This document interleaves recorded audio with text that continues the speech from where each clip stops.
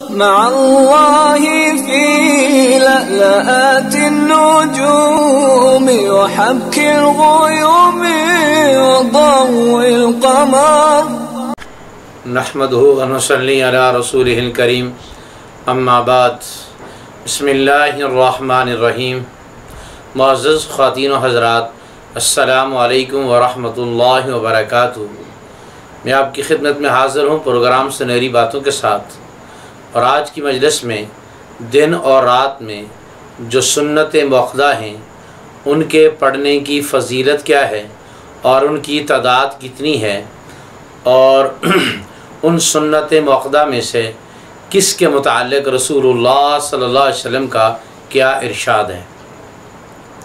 سب سے پہلی بات تو یہ ہے کہ نبی کریم صلی اللہ علیہ وسلم نے فرمایا، امی عائشہ رضی اللہ تعالی عنہا کی روایت ہے، نسائی شریف میں یہ موجود ہے۔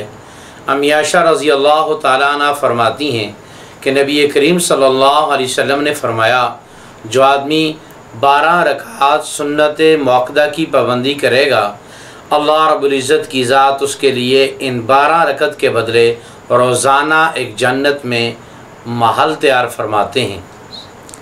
تو 12 رکعت کے پڑھنے پر اللہ رب العزت کی ذات کی طرف سے ایک محل کا وعدہ ہے۔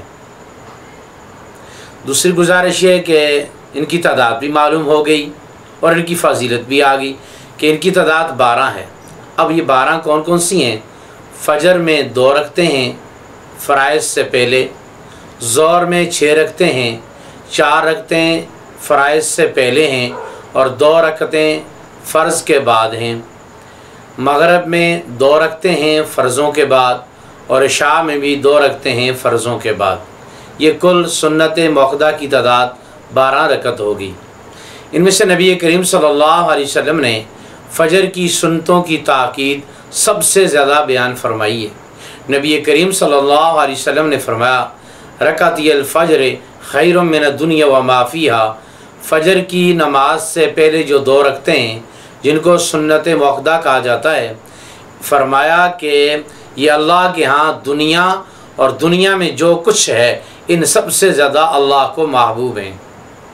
اسی حدیث کی وجہ سے اور اس طرح کی دیگر احادیث جن میں نبی علیہ السلام نے فجر کی سنتوں کی تاکید بیان فرمائی ہے، علماء کرام نے لکھا ہے کہ یہ فجر کی سنتیں واحد سنتے ہیں کہ جو سفر کے اندر بھی آدمی ان کو پڑھے گا، یعنی فجر کی نماز سفر میں 4 رکعت ہے، 2 رکعتیں نہیں ہیں، 2 سنتے ہیں اور 2 فرض ہیں۔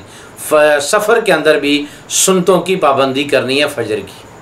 اس کے بعد نبی کریم صلی اللہ علیہ وسلم نے فرمایا، جو آدمی 4 رکعتیں ظہر سے پہلے پڑھے گا، اللہ سے امید ہے کہ کبھی بھی اس کے چہرے کو جہنم کی آگ نہیں چھوئے گی۔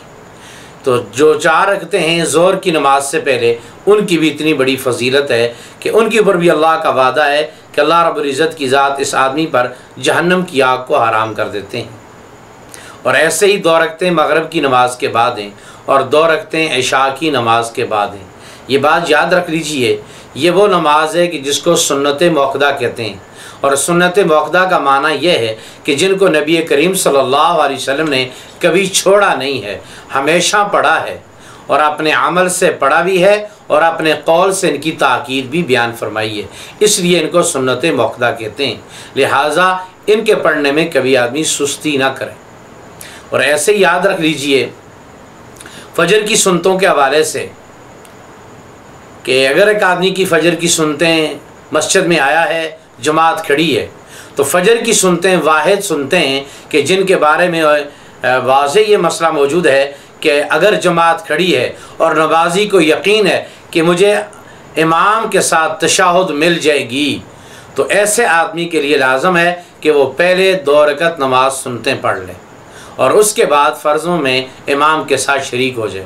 ہاں، ایک آدمی ایسا آیا ہے، اسے معلوم ہے کہ میں اگر سنتے پڑھوں گا تو میرے فرائض کی جماعت نکل جائے گی، تو اس کے لیے لازم ہے کہ وہ پہلے فرض پڑھ لے اور طلوع کے بعد، سورج طلوع ہونے کے بعد پھر وہ 2 سنتیں پڑھ کے اس کی نماز مکمل ہو جائے گی۔ تو لہٰذا یہ سنتے ہیں، اس کو سنت موقدہ کہتے ہیں۔ تو ان کی تاکید بہت زیادہ آئی ہے اور ان کی فضیلت بھی آئی ہے، اور نبی علیہ السلام نے ان کو ہمیشہ بھی پڑھا ہے۔ اللہ رب العزت کی ذات ہمیں فرائض، سنن، مستحبات سب کی رعایت رکھ کے دین پر چلنے کی توفیق نصیب فرمائے۔ السلام علیکم ورحمۃ اللہ وبرکاتہ۔